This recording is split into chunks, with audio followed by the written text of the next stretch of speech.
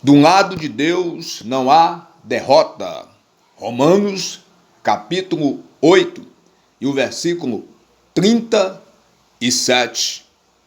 Mas em todas estas coisas somos mais que vencedores por aquele que nos amou primeiro. Ele não é de competições e muito menos faz parte delas. É até errado colocar Deus em eleições, em competições. Deus é eterno e todo-poderoso. De todas as competições que existem, a maior delas é a Copa do Mundo. Existem vários jogos, vários torneios e sempre há o vencedor e o perdedor. Há um sentimento de alegria, de felicidade para os vencedores e há um sentimento de tristeza, de frustração para os derrotados, para os eliminados. A Bíblia não proíbe as práticas esportivas e nem os jogos. Agora temos que entender qual é o seu ponto de vista. Havia práticas no Antigo Testamento que não eram esportivas, mas dava a entender que parecia-se muito com competições. Já em um Novo Testamento, temos referências, muitas delas sobre o esporte, sobre as competições esportivas. Haja vista que o esporte e os jogos, eles são recreativos, eles são amigáveis e também eles são apostados. Na verdade, ele é um mercado de trabalho e ele é uma profissão. A Bíblia não condena todo tipo de competição, mas a competição que atiça a vaidade, a rivalidade, a ganância, a inveja ou a violência é pecado e Deus condena sim. No final, irei falar em que lado você deve estar. Independentemente de ganhar dinheiro ou não, estando neste lado, você sempre será um vitorioso. Não só nesta vida, nesta terra, como em toda a eternidade. Sabemos que o nome Lúcifer não se encontra na Bíblia. Ele foi um querubim de uma alta posição, assistia diante de Deus. Mas o pecado entra no seu coração e ele projeta, ele arquiteta tomar a posição de Deus. Então ele teve tempo suficiente para enganar a terça parte dos céus. Não precisou Deus e nem Jesus guerrear contra ele. Vejam o que está escrito em Apocalipse, capítulo 12, e os versículos 7, 8 e 9. Diz assim: então houve guerra no céu. Miguel e os seus anjos batalhavam contra o dragão. E o dragão e os seus anjos batalhavam, mas não prevaleceram, nem mais o seu lugar se achou no céu.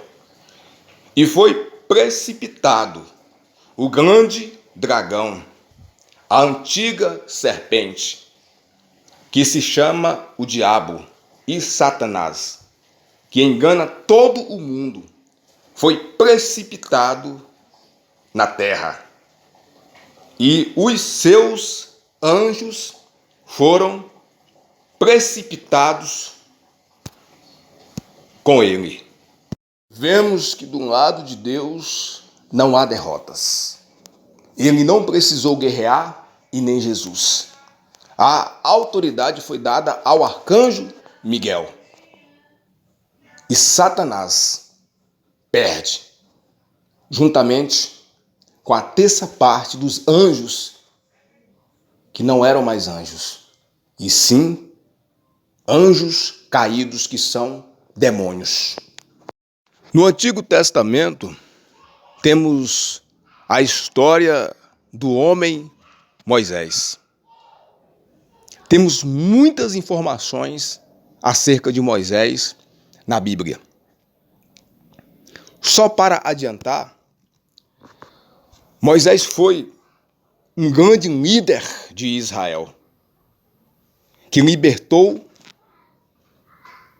o povo da escravidão do Egito e recebeu de Deus os 10 mandamentos e preparou os hebreus para a conquista de Canaã.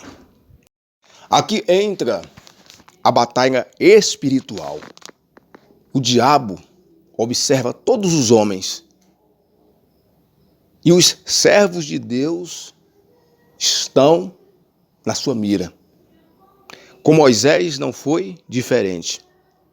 Ele o observava e o acompanhou. E ele viu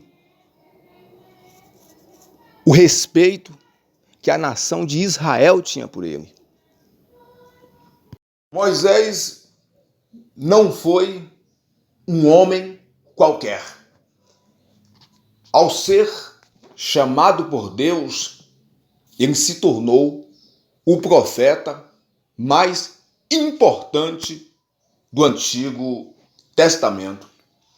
Em Deuteronômio, capítulo 34, e os versículos 10, 11 e 12, nos diz assim: E nunca mais se levantou em Israel profeta como Moisés, a quem o Senhor conhecesse face a face, nem semelhante em todos os sinais e maravilhas que o Senhor o enviou para fazer na terra do Egito, a Faraó e a todos os seus servos e a toda a sua terra, e em tudo o que Moisés operou com mão forte e com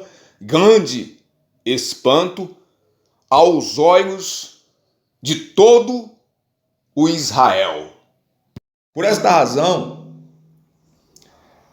a carta de Judas, não o Judas Iscariotes, mas o Judas, servo de Deus, ele diz na carta, capítulo 1 e o versículo 9: Mas quando o arcanjo Miguel, discutindo com o diabo, disputava a respeito do corpo de Moisés, não ousou pronunciar contra ele juízo de maldição, mas disse: O Senhor te repreenda. O arcanjo Miguel, ele não veio por conta própria impedir a ação de Satanás. Ele veio debaixo da autoridade de Deus. Há muito tempo, e até os dias de hoje, tem gerado muitos estudos, muitas especulações sobre este evento, que inclui o arcanjo Miguel, Satanás e o corpo de Moisés. Ninguém sabe ao certo qual era a intenção de Satanás. Uma coisa podemos afirmar: coisa boa não era. Ele com certeza iria fazer uma coisa muito terrível. Na autoridade de Deus, o arcanjo Miguel não deixou Satanás fazer nada contra o corpo de Moisés. Se Deus cuidou do corpo do seu santo falecido, eu quero te dizer uma coisa. Imagine você que está aqui nesta terra. Eu fico a pensar na minha vida nesta terra. Deus tem um cuidado todo especial com cada um de nós. Você é um protegido, uma protegida de Deus. Por onde quer que andares, Deus é contigo.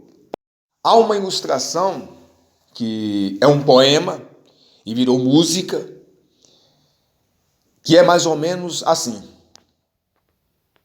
Um homem andava na praia ao lado de Jesus. À medida que ele andava, eram deixados para trás 2 pares de pegadas.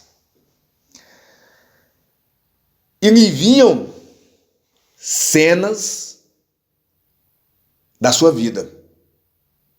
Aquelas cenas que passavam e ele observava, tudo ia muito normal. Só que agora as cenas mudam. São cenas de momentos difíceis, momentos de muitas dificuldades. Daí ele olha novamente para a areia da praia e só enxerga um par de pegadas. Daí ele cobra a presença de Jesus e diz: Senhor, o Senhor me deixou, me desamparou nestes momentos difíceis. E Jesus responde para ele: meu filho, eu nunca te deixei, nunca vou te deixar. Apenas um par de pegadas que você vê na areia sou eu. Nos momentos mais difíceis, nos momentos mais angustiosos da sua vida, eu te carreguei nos braços. Ou seja, Deus não te deixa. Ele está contigo. Ele te contempla, ele te vê, ele te guarda. Israel sempre foi atacado na sua caminhada por vários exércitos, por vários reis, e houve um rei que ele era estrategista de guerra. Ele projetava emboscadas, armadilhas para Israel. E o povo de Deus não caía em nenhuma de suas armadilhas, exatamente porque do lado do povo de Israel havia o profeta, a quem Deus revelava a ele tudo, que o rei tramava, projetava, maquinava, arquitetava na sua câmara de dormir. O rei da Síria se encontra tão turbado que ele diz: quem é por Israel? Em outras palavras, aqui tem traidor ou traidores, porque tudo que nós projetamos em matéria de armadilhas, de emboscadas, Israel já tem o conhecimento e acaba escapando das suas investidas. Daí os seus servos lhe respondem: ó rei, ninguém aqui é por Israel, Não há traidores aqui. O que acontece é que do lado do povo de Israel há um profeta, que tudo o que o Senhor diz na sua câmara de dormir, ele já sabe. É importante aprender nesta passagem que Deus concede ao seu povo, aos seus servos, ele concede à igreja revelação. Deus mostra o perigo. Ele descortina o perigo. Aqui nós vemos o profeta Eliseu com o seu moço, que não se sabe se é Geazi, não é dito o nome, é relatado como o moço que o ajuda o profeta. Eles estão em algum lugar em Dotã e é localizado pelo rei da Síria. A cidade, o local em que eles se encontravam, foi totalmente cercado pelo exército do rei da Síria. Humanamente falando, não havia escapatória para os dois. Mas nós estamos diante do Deus Todo-Poderoso, o Deus que pode todas as coisas. E temos aqui a visão de um vencedor e a visão de um derrotado. A visão de Eliseu simboliza a visão de vitória, a visão de tranquilidade, a visão de paz, a visão de que Deus está no controle de todas as coisas, ao passo que vemos a visão do moço, do seu obreiro, do seu auxiliar com medo. Uma visão carnal, uma visão de medo, uma visão de derrotas. E eu quero te dizer, através desta mensagem, não estamos sozinhos. É dito uma frase muito forte aqui, aliás, duas frases muito fortes aqui, que é: não temas. E a outra é: são muito mais os que estão conosco do que os que estão com eles. No Novo Testamento é dito: mais forte é quem está conosco do que quem está no mundo. Então, o profeta Eliseu, ele faz uma oração e os olhos do moço são abertos imediatamente. Aqui nós vemos que este profeta, ele tinha uma intimidade tão forte com Deus que ele via, que ele enxergava além desse mundo físico. Ele enxergava o mundo espiritual. Precisamos enxergar o mundo espiritual. Com todo respeito às redes sociais e quem faz o bom uso delas. Muitas pessoas que se diz seguir e servir a Jesus não estão se preocupando em momento algum de enxergar a vida espiritual, de enxergar as coisas do alto. Estão se preocupando com as redes sociais. Tem pessoas, com todo o respeito a quem faz o bom uso delas. Muita gente estão embaraçado com as redes sociais e só conseguem enxergar o Facebook, o WhatsApp e o Instagram. A visão da igreja deve ser espiritual. Sendo assim, é uma visão de vitória. como vimos, o profeta Eliseu era guardado e protegido por um exército celestial. Ande do lado de Deus, pois do seu lado não há derrotas, só vitórias. Houve um profeta que tinha uma vida espiritual tão alarmante que Deus o queria tão bem que o chamava de o desejado seu. Eu estou falando do profeta Daniel. Hoje é tempo de se preocupar com a vida espiritual.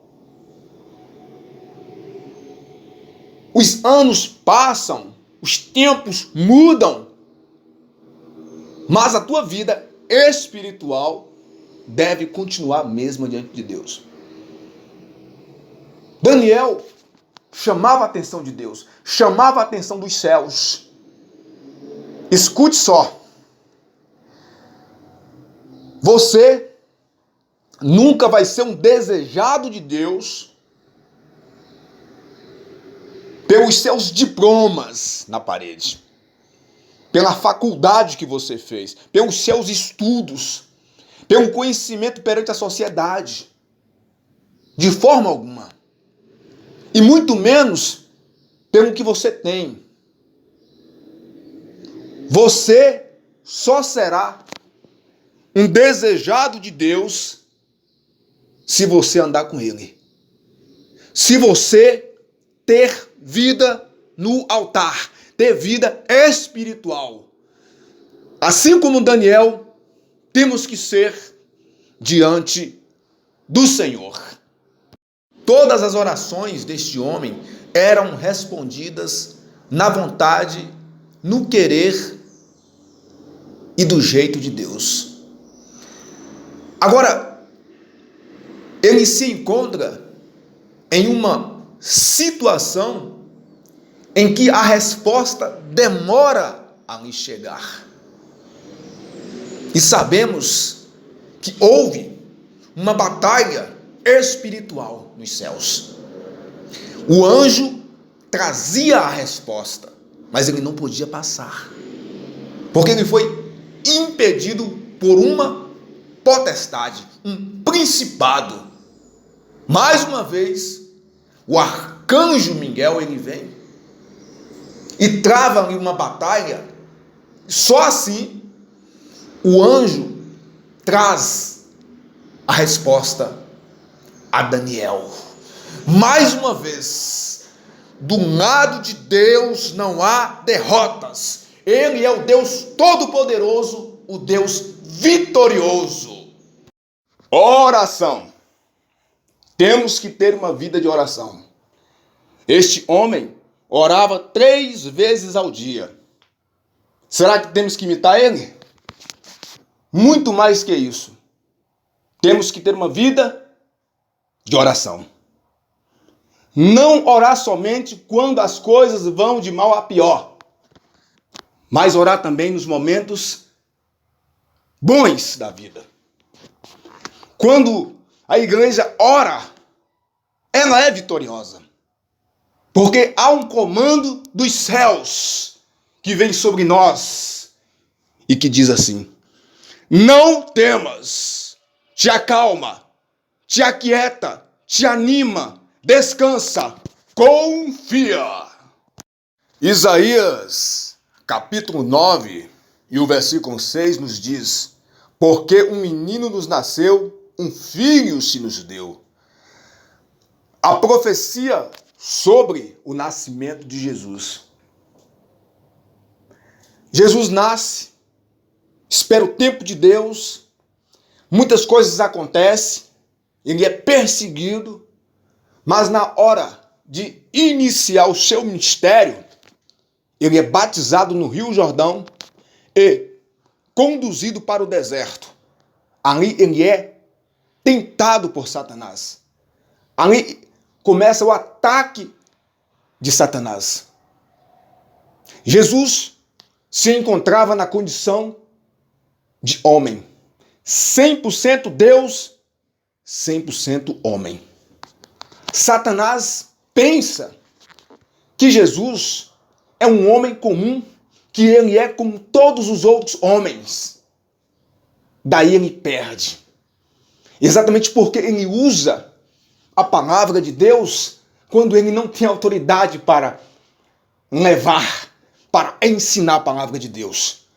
Alguém com a vida errada não adianta levar a palavra.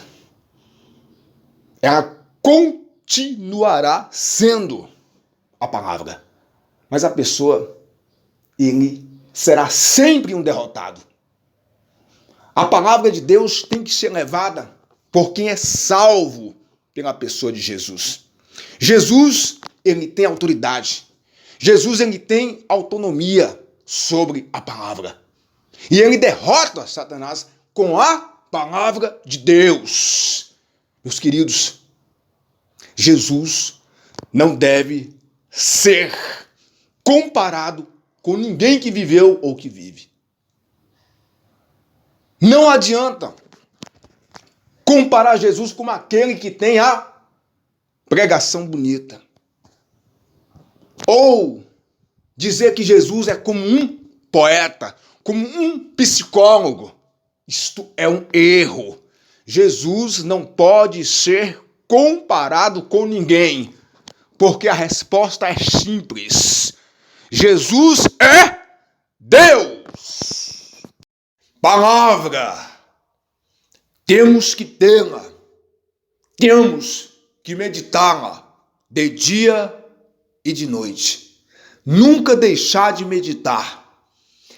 A palavra é a espada que vence todo o mal. Por isso eu volto a falar. O verdadeiro crente, ele não deve viver de momentos ou sensações de vitórias. Porque a maior vitória se encontra dentro dele.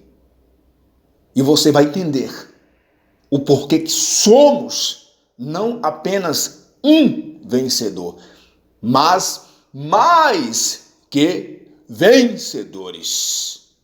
Jesus ensinou que ele é o caminho, a verdade e a vida. Ensinou sobre o reino dos céus, o reino de Deus. E ensinou sobre o que é o amor. Mas agora chega o momento em que ele é traído, preso, julgado, e a sua sentença é a morte na cruz. A nossa salvação consiste em duas etapas. A primeira é a morte do Cordeiro perfeito. E isso acontece. Satanás e o império das trevas, do mal, eles comemoram, porque eles fizeram de tudo e deu certo. A morte de Jesus acontece. Ali não morreu qualquer um. Morreu um homem perfeito, o Cordeiro perfeito que tira os pecados do mundo, morre ali na cruz do Calvário. Ou seja, sacrifício perfeito. Satanás acompanhou a história de Israel. Ele entendia em matéria de sacrifício. Ele entendia que Deus só aceitava o animal perfeito. Então ele sabe que Jesus morre como o Cordeiro perfeito, sem pecados.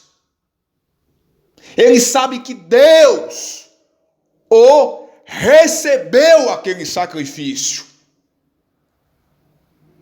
Como muitos que não estavam enraizados na fé, aqueles que não guardou a palavra de Deus, os ensinos dos profetas, os ensinos de Jesus. Ele achava que aquela etapa era única e ele errou, porque haveria sim uma segunda etapa. Como muitos que não estavam acompanhando a lei de Deus, como muitos não guardou a palavra de Jesus, Satanás, ele não é onisciente, ele não sabe os mistérios de Deus.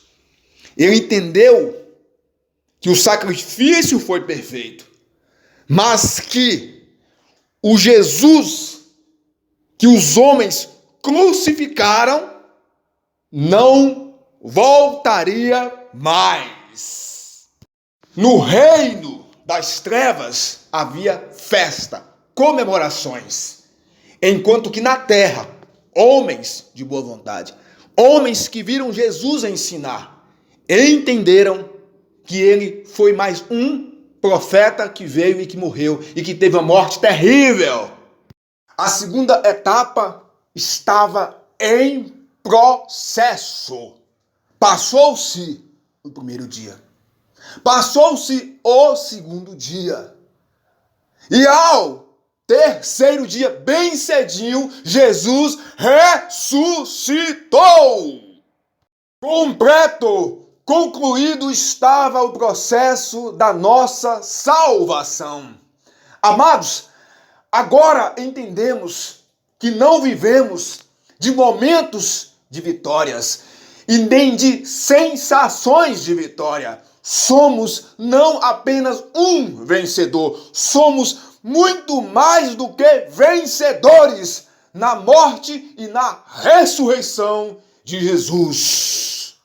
Todo o verdadeiro crente, na ressurreição de Jesus, ele é levado a um patamar onde ele se envolve, onde ele mergulha, onde ele se mistura com o amor de Jesus, de tal forma que nada separará o verdadeiro crente de Jesus.